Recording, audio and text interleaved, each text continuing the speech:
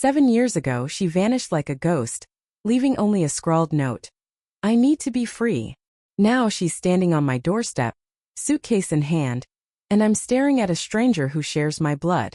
My cousin Lila was always the wildfire in our family, bright, untamed, and impossible to hold. Growing up, we were inseparable, two kids raised like sisters in our small coastal town of Havenport.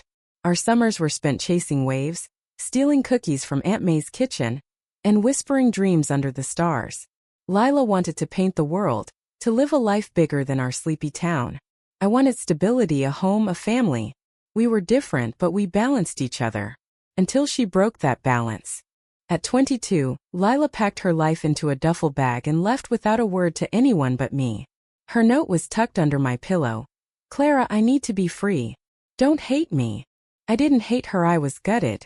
She was my best friend, my confidant, the one who knew every scar on my heart. And she just left. No calls, no texts, no trace. For 7 years I carried that note like a wound, wondering what I'd done to push her away. Life moved on as it does. I built a quiet existence in Havenport, teaching at the local elementary school, marrying Tom, a kind man who loved me steadily. We bought a small house with a porch swing, planted a garden, and started talking about kids. But Lila's absence was a shadow I couldn't shake.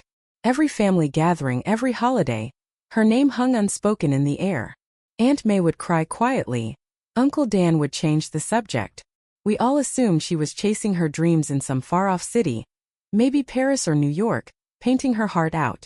We didn't know if she was alive or dead. Until that stormy evening in October, when the doorbell rang. I opened the door, expecting a neighbor or a delivery. Instead, there was Lila, rain-soaked and shivering, her auburn hair plastered to her face. She looked older, thinner, her once vibrant eyes dulled by something heavy. In her arms was a little girl, maybe 4 years old, clutching a tattered stuffed rabbit. The girl's wide, curious eyes locked onto mine, and my heart stuttered. She looked like Lila. She looked like me. Clara, Lila whispered, her voice cracking. I didn't know where else to go.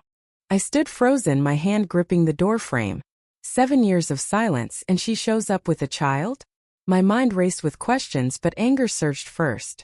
You disappear for 7 years, and now you're here with what, a kid? What the hell, Lila?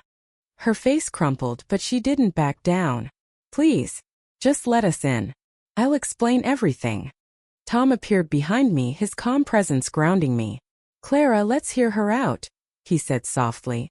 Against every instinct screaming to slam the door, I stepped aside. Lila and the girl, her daughter, I assumed, shuffled in, dripping water onto my hardwood floor. We sat in the living room, the air thick with tension. The girl, who Lila introduced as Sophie, curled up on the couch, clutching her rabbit. Lila's hands trembled as she spoke, her story spilling out in fragments.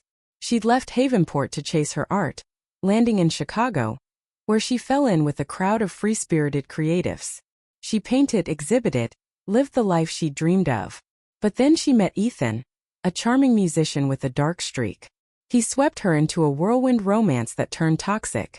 By the time she realized how controlling he was, she was pregnant. I tried to make it work for Sophie, Lila said, her voice barely above a whisper. But he got worse, angry, manipulative. I was scared for her. For me. So I ran. Again.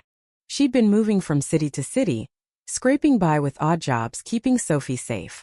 But Ethan was relentless, tracking her down, leaving threatening messages. She'd cut contact with everyone, including me, to protect us from him. I didn't want him coming after you, she said, tears streaming down her face. But I can't do this alone anymore. I need help, Clara.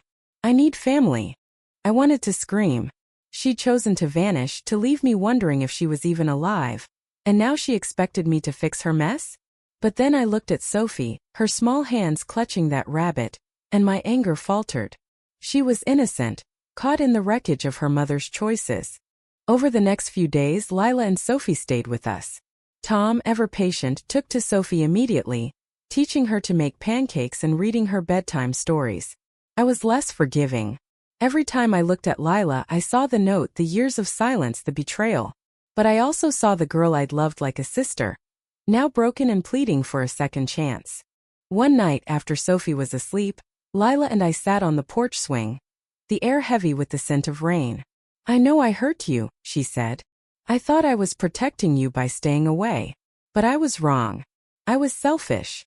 You broke my heart, I admitted, my voice shaking. I thought you didn't need me anymore. I always needed you, she said, grabbing my hand. I was just too scared to admit it. That conversation cracked something open in me. I didn't forgive her, not fully, but I started to understand. Lila wasn't the fearless artist I'd romanticized. She was human, flawed, and trying to survive. But the past wasn't done with us. A week later, Ethan showed up. He pounded on our door at midnight, drunk and belligerent, demanding to see Sophie. Tom called the police while I stood between Ethan and the stairs, where Lila was hiding with her daughter.